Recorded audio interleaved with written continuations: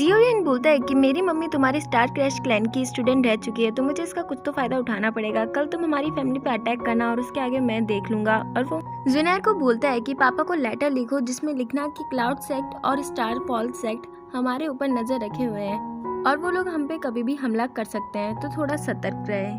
फिर हमें दिखाया जाता है येरेन एलेन मिस्टर युनशन के साथ फाइटिंग की प्रैक्टिस कर रही होती है, मगर उसका ध्यान प्रैक्टिस में लग नहीं पा रहा होता है। तो मिस्टर युनशन उससे बोलते हैं, क्या तुम किसी चीज को लेके अपसेट हो? क्या तुम्हारे दिमाग में अभी भी यही चल रहा है कि मैंने तुम्हारी शादी बिना तुम्हारी परमिशन के गुहे के साथ फिक्स कर दी है? क्या तुम अभी भी जियोयन को पसंद करती हो?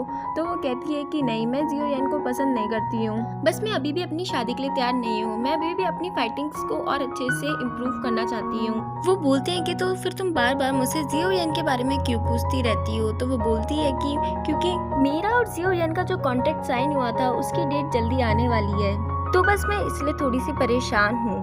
मिस्टर युनशन उसे बोलते हैं कि मुझे तो लगा था कि वो कभी फाइटिंग करेगा ही नहीं, मगर उसने हिम्मत करी। मैंने तो सुना है कि वो अभी टाइगर डेजर्ट में है, तो तुम उसकी चिंता मत करो। मैंने तुम्हारे अंदर 13 शॉर्ट स्किल ट्रांसफर करी है, उससे तुम जियो फैमिली को अच्छे से हरा पाऊंगी, तो तुम उनकी चिंता मत करो। मैंने तुम्हारी शादी को सोच समझ के ही गुहे के साथ फिक्स करवाई है, क्योंकि वो क्लाउड मिस्ट सेक्ट का चीफ भी है और साथ में उसे पैलेट किंग के नाम से भी जाना जाता है। उनके साथ अपना रिश्ता बनेगा तो पूरी दुनिया में अपना नाम होगा।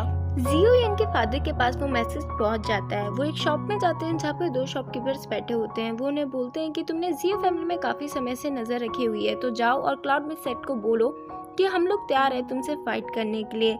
ये खबर मुझे मेरे बेटे ने डेजर्ट पे से पहुंचाई है, भले ही मैंने उससे उसका नाम छीन लिया हो, मगर रहेगा तो वो मेरा बेटा ही। वो दोनों शॉपकीपर जियोयन के पापा पे हमला करने के लिए तैयार थे। उतने में पीछे से जियो फैमिली के दो गार्ड्स आते हैं और उन्हें मार देते हैं। जियोयन के पापा बोलते हैं कि इनकी लाश को संभाल के रखना, कोई ना कोई जरूर इन्हें लेने आएगा। जब वो बाहर निकलते हैं तो एक बूढ़ा आदमी और एक बच्चा बैठा होता है। वो उन्हें अपने साथ स्टार फॉल चलने के लिए बोलते हैं। फिर हमें जियोयन को दिखाया जाता है। वो जियोडिंग को बोलता है कि जब तक तुम और जियोली यहीं पे रहोगे तब तक मैं भी यहीं पे रहूंगा। तो वो बोलता है कि जुनैर का क्या, वो भी तुम्हारे साथ अपने काफी साल यहीं पे बर्बाद कर देगी।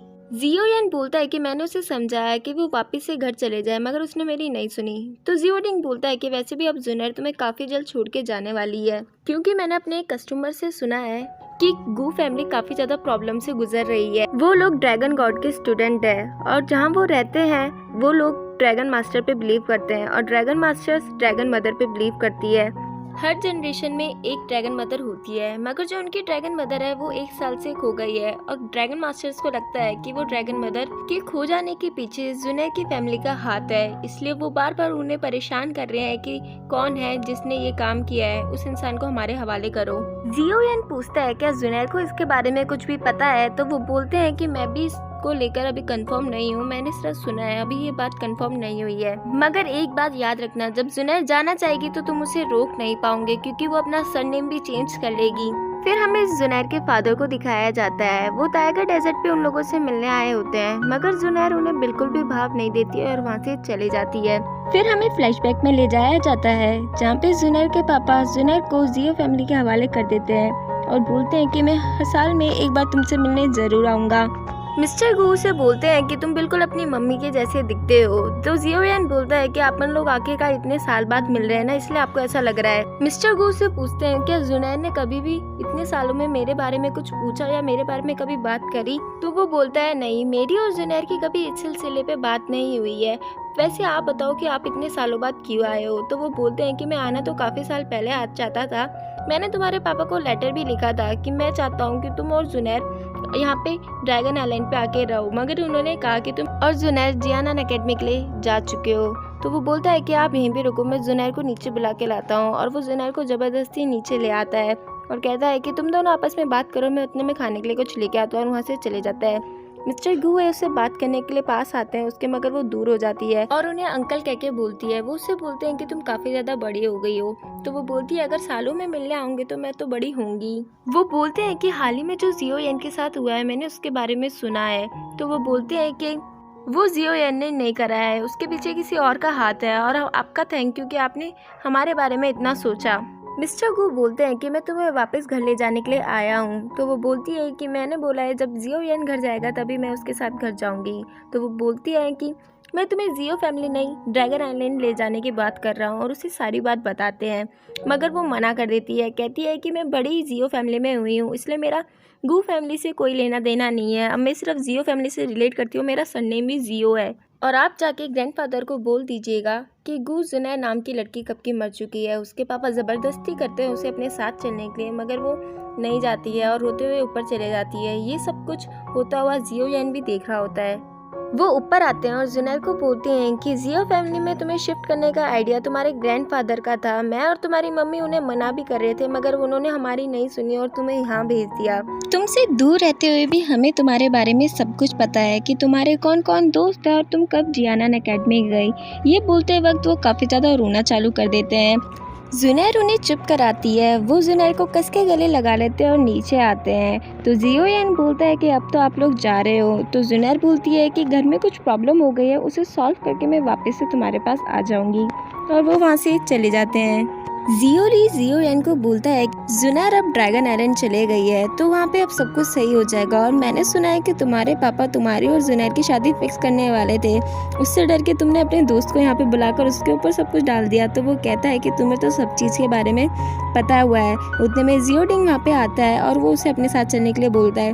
वो दोनों मिलकर सारा सामान हटाना चालू कर देते हैं और एक सुरंग से होते हुए एक जगह पहुँचते हैं। तो जियोडिंग बताता है कि 12 साल पहले हम दोनों को क्लैन लीडर ने ऑर्डर दिया था कि हम जीजर टाइगर डेजर्ट जाएं और वहाँ पे जियो फैमिली की ब्रांच खोलें। और इसी साल मास्टर यहाँ पे पहली बार आए थे, तो अब ये सब कुछ तुम्हारी रिस्पॉन्सिबिलिटी है। जियो यान इनसे इनका मतलब पूछता है, तो वो बोलते हैं कि अगर तुम्हें इनका मतलब जानना है तो तुम्हें यहाँ से होते हुए अंदर जाना पड़ेगा, मगर हो सकता है कि तुम्हें इसके लिए काफ़ी बड़ी रकम चुकानी पड़े। तो वो उनसे पूछता है कि आप कहना क्या चाहते हो। तो जियोडिंग बोलता है कि ये कहना चाहता है अगर तुम इसके अंदर गए तो हो सकता है कि तुम मर जाओ, और अगर तुम मर गए तो जियो फैमिली की आने वाली जनरेशन कभी भी इसके अंदर नहीं आ पाएगी और ये हमेशा हमेशा के लिए सील हो जाएगा। और वो दोनों वहाँ से चले जाते हैं। उन दोनों के जाने के बाद जियो यान उसके अंदर जाता है। वो देखता है कि एक बोर्ड पे जियो फैमिली का नाम लिखा हुआ है।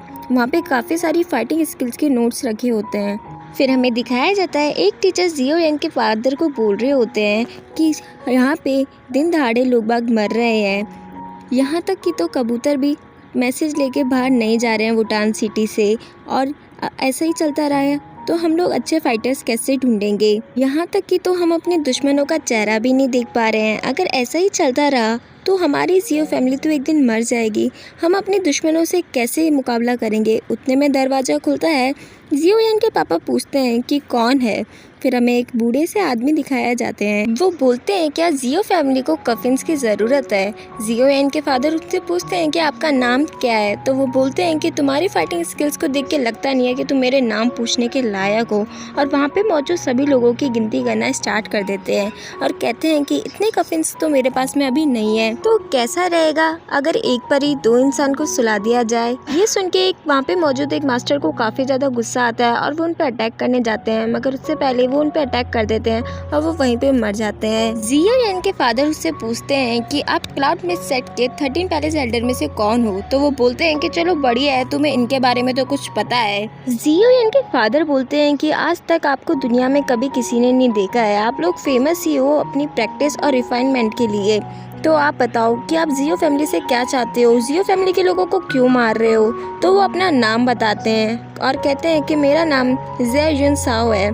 तुम्हारे जियो फैमिली के लोगों ने टावरन डोर के पास में मेरे 2 स्टूडेंट्स को मारा था। तो जियो यान के पापा बोलते हैं वो लोग हमारी जासूसी कर रहे थे और उन्होंने पहले हमारे 2 स्टूडेंट्स को मारा था। हम नहीं चाहते हैं कि हमारा और क्लाउड में सेट का रिश्ता बिगड़े, और अगर आप फिर भी मारपीट करना चाहते हो तो आप मुझे मार सकते हो, मगर जियो फैमिली के किसी भी स्टूडेंट को या मेंबर को नुकसान नहीं होना चाहिए। तो वो बोलते हैं अगर मैंने ऐसा किया तो लोग बाग मेरे पे हंसेंगे, मैं एक दिन तुम्हारी पूरी फैमिली को मारूंगा, बच्चे से लेके बूढ़े तक को, किसी को भी जिंदा नहीं छोड़ूंगा। तो अपनी मौत से घबराना मत। ये सुन के एक और टीचर को काफी तेज गुस्सा आता है और वो उस पर अटैक करने जाते हैं, मगर वो उन्हें भी मार देते हैं वहीं पर। और जाते वक्त बोलते हैं कि इस सुंदर सी नगरी को खून की नगरी बनाने में जल्दी आऊँगा। फिर हमें जियो यान को दिखाया जाता है वो सभी फाइटिंग स्किल्स के नोट्स को ले जा करके ना स्पिरिचुअल वर्ल्ड में ग्रैंड ओल्ड मास्टर के पास रखे जा रहा था। ग्रैंड ओल्ड मास्टर को इसकी इसी हरकतों पे काफ़ी ज़्यादा गुस्सा आना चालू हो जाता है। वो उन्हें एक बुकलेट दिखाता है और कहता है कि आपको पता है ये क्या है। ग्रैंड ओल्ड मास्टर उस पर चिल्लाते हुए बोलते हैं तुम कितना ज़्यादा बोलते हो, तुम्हारी वजह से मेरा सर दुखने लगा है। मगर वो कहाँ चुप बैठने वालों में से था। वो बोलता है कि ये देखो ये बर्निंग राइम है, आपने बोला था कि आपकी के पास सिर्फ एक कॉपी थी और नहीं है इस दुनिया में, मगर ये देखो ये मुझे मिली। तो वो उसे बताते हैं कि ये तुम्हारे पूर्वजों ने स्टार क्रैश पहले से कॉपी करके रखा हुआ है। फिर वो उन्हें 2 हेवन स्किल्स दिखाता है और कहता है कि ये देखो मुझे ये भी मिला है। ग्रैंड ओल्ड मास्टर से बोलते हैं कि तुम्हारे पापा ने अपने फाइट की भले ही पूरी एनर्जी लॉस कर दी हो, मगर तुम्हारा क्या है, तुम्हारे पास तो अभी भी सब कुछ है। जियो यान उनसे पूछता है कि आपको क्या लगता है मुझे इन सब स्किल्स को सीखने की ज़रूरत है। तो वो बोलते हैं कि इसका जवाब तो मेरे पास नहीं है, मगर एक बार याद रखना तुम्हारे पापा ने तुम्हारे लिए काफ़ी सारा खजाना छूट रखा है। तो वो उन्हें बताता है कि मेरा हमेशा से सपना था कि मैं अपनी फाइटिंग स्किल्स बनाऊं। फिर हमें दिखाया जाता है ज़मीन पे काफ़ी सारे शव रखे हुए होते हैं। जियो एन के फादर पूछते हैं कि ये क्या हो रहा है। तो वो बताते हैं कि ये लोग यहाँ से बाहर जा रहे थे, उतने में अपने सारे दुश्मनों ने इन्हें मार दिया। अब हमें कुछ ना कुछ तो करना पड़ेगा जिससे हम हमारे पूर्वजों की सम्मान को बचा सकें। हमें हमारे दुश्मनों से फाइट करनी ही पड़ेगी। तो वो बोलते हैं कि फाइटिंग करना इस चीज़ का सॉल्यूशन नहीं है। जियो क्लैन तभी तक जिंदा है जब तक इस क्लैन के मेंबर्स जिंदा रहेंगे। तो आप लोगों के लिए बेहतर यही है कि आप लोग इस जगह को छोड़ के यहाँ से चले जाओ और आराम से रहो। तो वो बोलते हैं कि इस तरह तो आप फैमिली को तोड़ रहे हो। तो वो बोलते हैं कि अगर तुम लोग जिंदा रहोगे तभी तो फैमिली बनेगी, अगर मर जाओगे तो फैमिली कहाँ रहेगी। तो तुम लोग यहाँ पे जाओ और जब डार्कनेस यहाँ पे आएगा तो मैं उनसे लड़ लूँगा। एक एक करके वो सभी लोग वहाँ से चले जाते हैं और जियो के फादर वहाँ पे अकेले रह जाते हैं। और इसी के साथ हमारा ये एपिसोड ख़त्म हो जाता है।